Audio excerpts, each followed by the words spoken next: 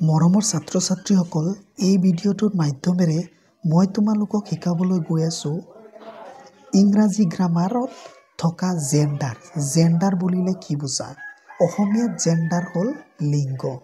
তো জেণ্ডাৰ বুলিলে কি বুজায়? এই ভিডিঅ'টোৰ মাধ্যমেৰে মই তোমালোকক বুজাবলৈ গৈ আছোঁ। তোমালোকে খুব সুন্দৰভাৱে চাই থাকিবা। চোৱা, যি পদৰ সহায়ত পুৰুষ মহিলা একেলগে কোনোটোৱে নহয় নিৰ্জীৱ পদাৰ্থ আদি বুজিব পৰা যায় তাকে জেণ্ডাৰ বা লিংগ বোলে। অসমীয়াত লিংগ কয়, জেণ্ডাৰ বোলে।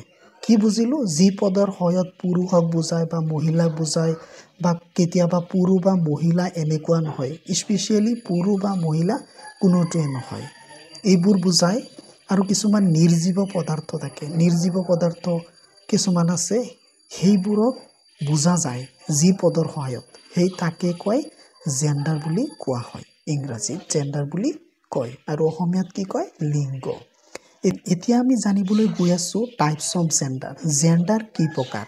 তো জেণ্ডাৰ কেই প্ৰকাৰ সেই বিষয়ে আমি এতিয়া কৈ আছোঁ, সেই বিষয়ে তোমালোকক শিকাবলৈ গৈ আছোঁ। জেণ্ডাৰ 4 প্ৰকাৰৰ। তো জেণ্ডাৰ কেই প্ৰকাৰ? 4 প্ৰকাৰ। প্ৰথমতে আমি জেণ্ডাৰ কি সেইটো জানিলোঁ, এতিয়া জেণ্ডাৰৰ প্ৰকাৰ কেইটা সেইটো জানি আছোঁ। জেণ্ডাৰ হ'ল 4 প্ৰকাৰ, যেনে ইংলিছত কয় মেস্কুলিন জেণ্ডাৰ, আৰু অসমীয়াত যদি ক'বলৈ যাওঁ মেস্কুলিন জেণ্ডাৰ মানে হ'ল পুলিংগ। তাৰপিছত 2 নম্বৰত আছে ফেমিনাইন জেণ্ডাৰ, যিটো অসমীয়াত কয় স্ত্ৰীলিংগ। 3 নম্বৰত আছে নিউটাৰ জেণ্ডাৰ, যিটো অসমীয়াত কয় নিৰ্জীৱ পদাৰ্থ, অৰ্থাৎ ক্লীবলিংগ বুলি ক'ব পাৰি। ক্লীবলিংগ বুলি ক'ব পাৰি। তাৰপিছত 4 নম্বৰ আছে কমন জেণ্ডাৰ, যিটো উভয় লিংগ। কমন জেণ্ডাৰ বুলি ক'লে স্ত্ৰী পুৰুষ দুইটাকে বুজায়, সেইটোক কয় কমন জেণ্ডাৰ, উভয় লিংগ। অসমীয়াত কয় উভয় লিংগ। এতিয়া আমি এক্সাম্পল কিছুমান গৈ আছোঁ, এক্সাম্পল চাবলৈ গৈ আছোঁ, শিকিবলৈ গৈ আছোঁ প্ৰত্যেকটো জেণ্ডাৰৰে এক্সাম্পল কি কি হ'ব পাৰে। এতিয়া মেস্কুলিন জেণ্ডাৰ মানে কি, সেইসমূহ আমি জানিম, বা ফেমিনাইন জেণ্ডাৰ কি, নিউটাৰ জেণ্ডাৰ কি, কমন জেণ্ডাৰ কি, সেইসমূহ জানিবলৈ গৈ আছোঁ।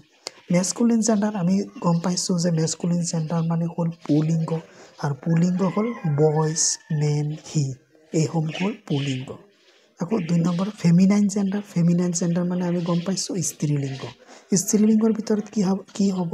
গাৰ্লছ, শ্বি, চিষ্টাৰ, এইসমূহ হ'ল ফেমিনাইন জেণ্ডাৰ। এতিয়া নিউটাৰ জেণ্ডাৰ মানে কি আছিল?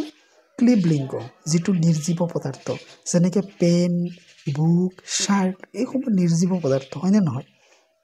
তো এইবোৰো লিংগৰ ভিতৰত পৰে। আৰু কি লিংগত পৰে? এইবোৰ হৈছে তোমাৰ ক্লীবলিংগ, নিৰ্জীৱ পদাৰ্থ।